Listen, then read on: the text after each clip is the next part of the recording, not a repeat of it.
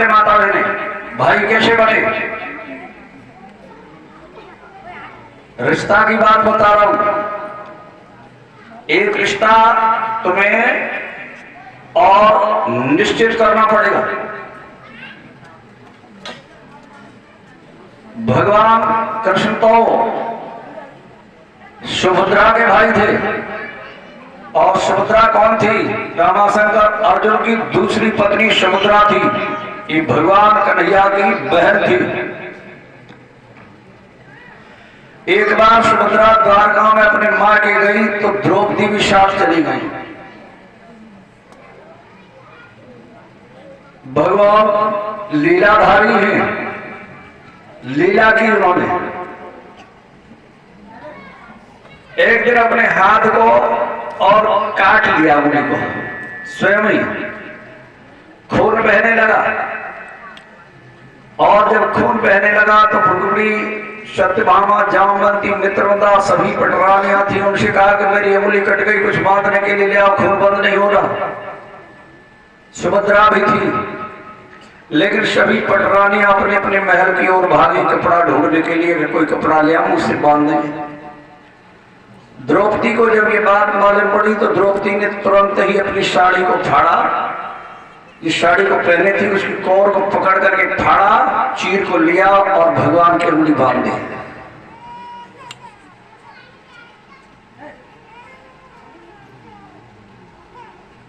रानी आई, पटरानी आई, उन्होंने कहा ये साड़ी तो हमारे पास भी थी। भगवान ने कहा लेकिन तुम्हें साड़ी प्यारी तो थी, इसीलिए तो नहीं फाड़ी तुमने। और साड़ी माता बहनों को बहुत प्यारी होती है, बहुत प्यारी होती है। कल तुमने कथा सुनी, एक साड़ी के पीछे तो बर्बादी हो गई थी। अच्छा,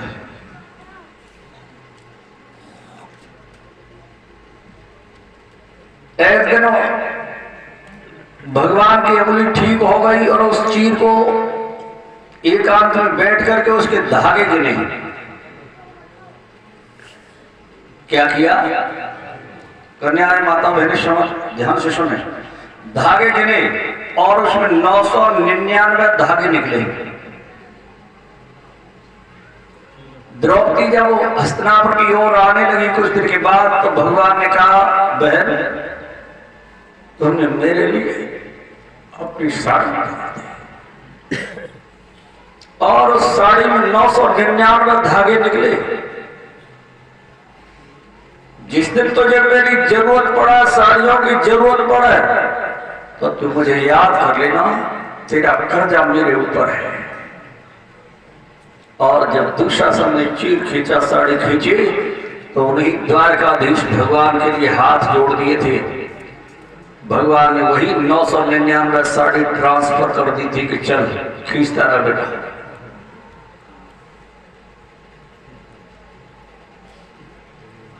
तो भगवत प्रेमियों, भगवान से कोई एक रिश्ता निश्चित कर लो, भगवान उसी का पालन करेंगे।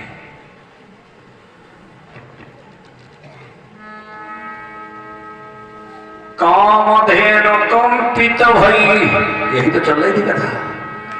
ब्रह्मा भय अधीरा और जाति तड़पती रही, हम क्यों ना बने अहीरा। हम अहीर होते तो भगवान के साथ खेल खेलते, गाय बछड़े चढ़ाते। भगवान ने गोपियों को रोक लिया। मनसुख से कहा कि क्या ले जा रही है? कि दूध दही ले जा रही, माखन ले जा रही। ओहो,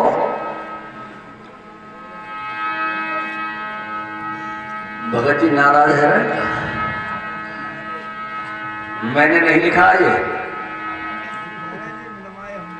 यदुवंश दर्पण पुस्तक लिखी है जगदीशानंद जी ने, उसमें देख ले।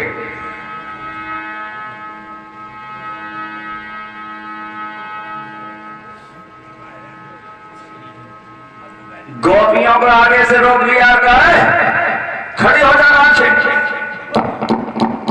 अगर एक भी गोपी आगे बढ़ी तो मेरी लकटिया होगी, उसकी मटकिया होगी, फोड़ दूंगा।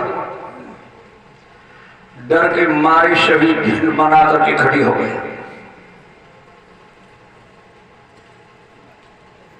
क्या है इसमें? लाला माखन है। कहां ले जा रहे हो? बेचने के लिए। क्यों?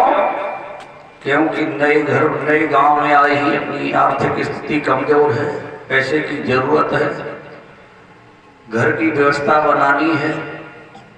ओहो, तो ये गौरस की भेंट बेच करके, गौरस को बेच करके तुम पैसे वाली होगी। ये यदुवंशी लोग गौ पहीर कमजोर हो जाएंगे, दूध दही बेचती रहोगी। राक्षस लोग मथुरा के बलवान हो जाएंगे, एक दिन वो हमको मार देंगे। और हो यही रहा है देश में। तो लीटर पूरा है जाए, बालकन को झाग की चाय बना के दे दी जाए, और सब ले पी ले।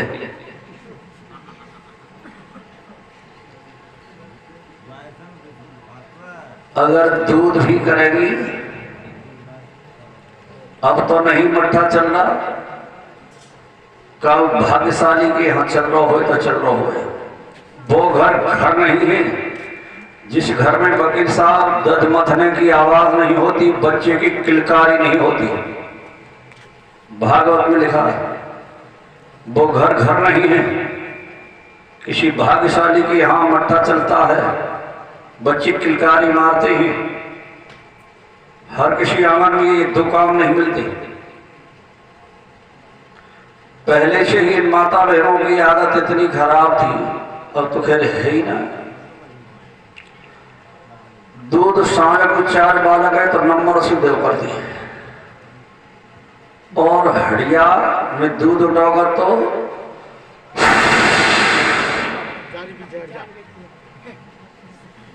जारी बीमार पड़ जाओ।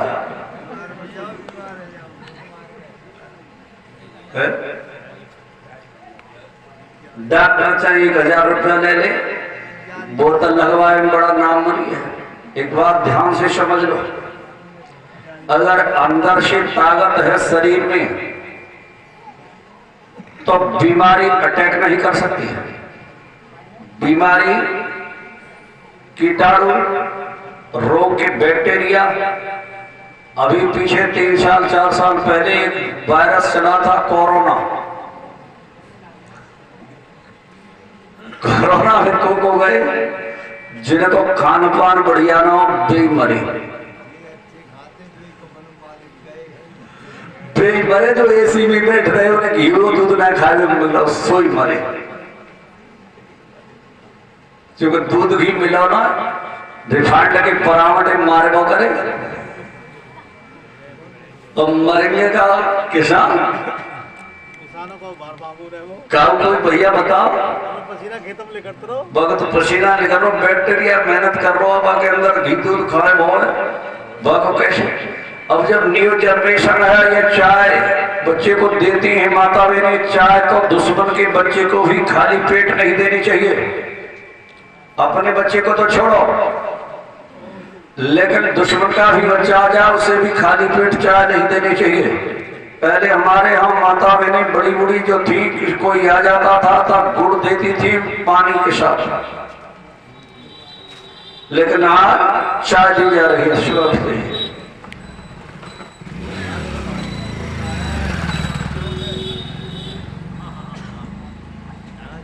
लाला मैं सारी स्थिति से गुजरा हूं, मुझे समझाने की जरूरत नहीं है। मैंने बड़े बड़े घरकर्ता देख लिए और बड़े बड़े कंजूस माइदर मैन देख लिए, लेकिन उनसे कुछ नहीं हुआ, उनसे कुछ नहीं हुआ। जब तक उस नारायण की कृपा नहीं होगी तब तक तुम धनवान नहीं हो सकते। मूत के लिए तुमका 50 रुपया निकले आओ था, बालगन के 1 लीटर दूध ना रख सर, सो डेयरी पे जाओ। अरे उसके लिए तो 50 रुपये चाहिए,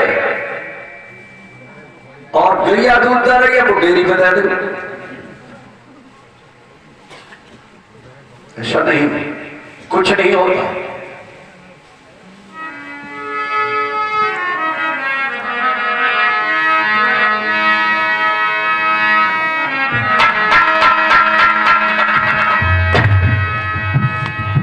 काया राखे धर्म है। शास्त्र कहता है काया राखे धर्म है। अगर पहला सुख निरोगी काया, रामायण कह रही, मैं बिना प्रमाण की बात नहीं करता हूं। पहला सुख निरोगी काया, दूजा सुख हो घर में माया, तीजा सुख सुलक्षण नारी, चौथा सुख सुख आज्ञाकारी, पंचम सुख पंचानवे बासा और छठवां सुख जाके घर में सेवक दास आज्ञाकारी है। इच्छा सुख है।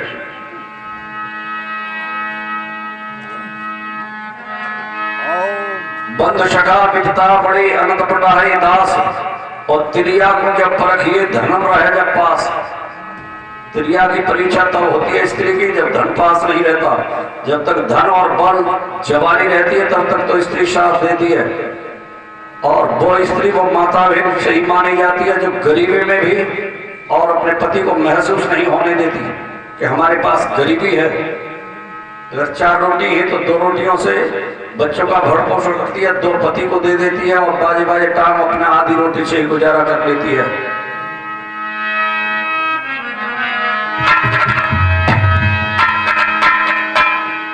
प्रश्न पर आ जाए।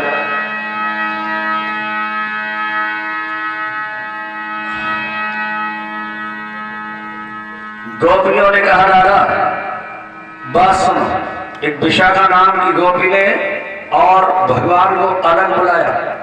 बोल लगा जो तुम जितना भी माखन खाओ वो खा लो, लेकिन हमारी गैल छोड़ दो, हमारी सास जिठानी ननद सभी मारेंगे तहानी। ओह रिश्वत दे रही है, चल मैं अकेले खा भी लू, मेरी ये टोली बैठी संग में, ये कहाँ जाएगी।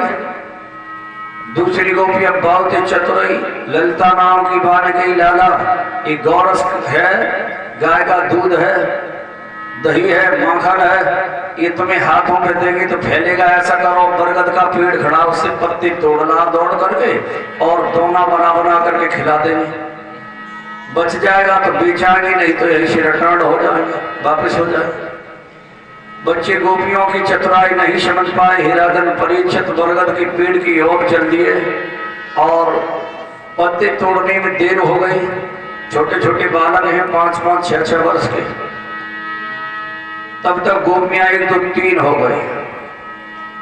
मनसुख आए, मनसुख ने कहा भैया हमने तो आज समझी कि हमारी लॉटरी खुल गई, गरीबी का मामला, हमारी तो गैया दूध ना दे रही, हमने बहुत दिन से दूध दही ना मिलो। मनसुख रोने लगा तो भगवान ने कहा कि तू घबरा कर मती, मैं अपने घर से तुझे माखन खिलाऊंगा। हिराधन परीक्षा तो भगवान ने चोरी अपने घर से सीखी। अपने मित्र के लिए माखन लेकर के द्वार पर पहुंचे, मित्र आया, माखन खिलाया। 1 दिन हुआ, 2 दिन हुए, 3 दिन हुए, चौथे दिन मैया ने पकड़ लिया, माखन ले लिया और पिटाई कर दी, कान ऐंठ दिया। भगवान श्याम सुंदर मुरली मनोहर रोते हुए द्वार की ओर गए। मनसुख ने कहा हम तेरे घर कभी नहीं आएंगे क्योंकि हमें माखन खिलाता, हमारे पीछे तेरी पिटाई हो रही है, हम ऐसी यारी कभी नहीं पसंद करते। भगवान श्याम सुंदर ने कहा कि हे मनसुख तेरे पीछे मुझे चाहे कुछ भी करना पड़े, मैं तुझे माखन खिलाऊंगा। चौर विद्या शास्त्र का प्रचार प्रसार किया। एक कफर ऋषि ने लिखा चौर विद्या शास्त्र। सादा यहाँ जितने भी लोकल फसली शास्त्री उन्हें मालूम भी नहीं होगा कि चौर विद्या शास्त्र का लेखक कौन था, किसने बनाया और मंत्र क्या था। चोरी करने जाओ तो उस मंत्र को बोलते जाओ, पकड़ नहीं जाओगे।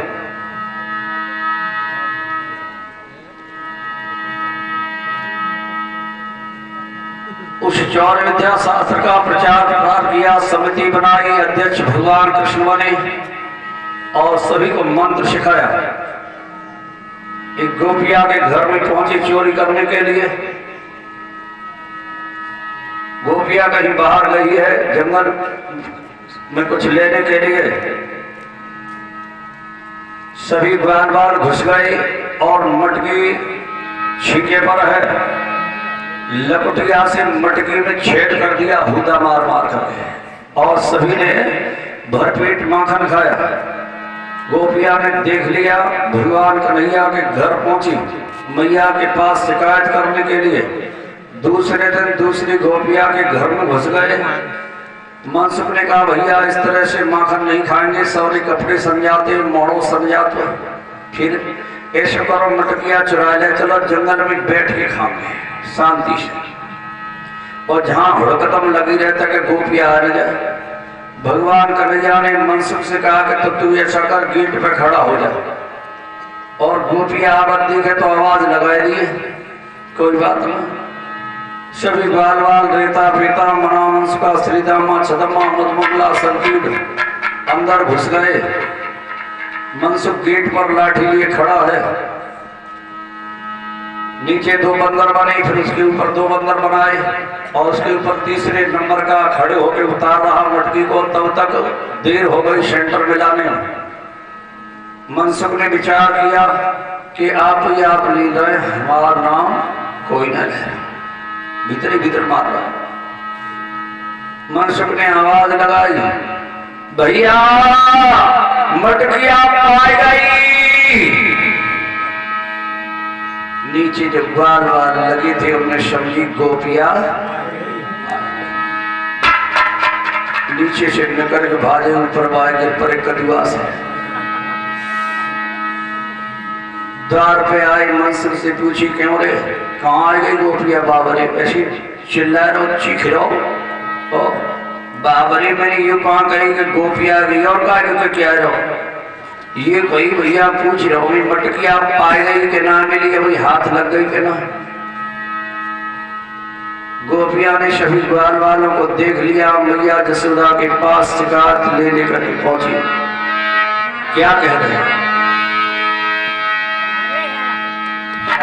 श्याम थोड़ा घी बढ़ा।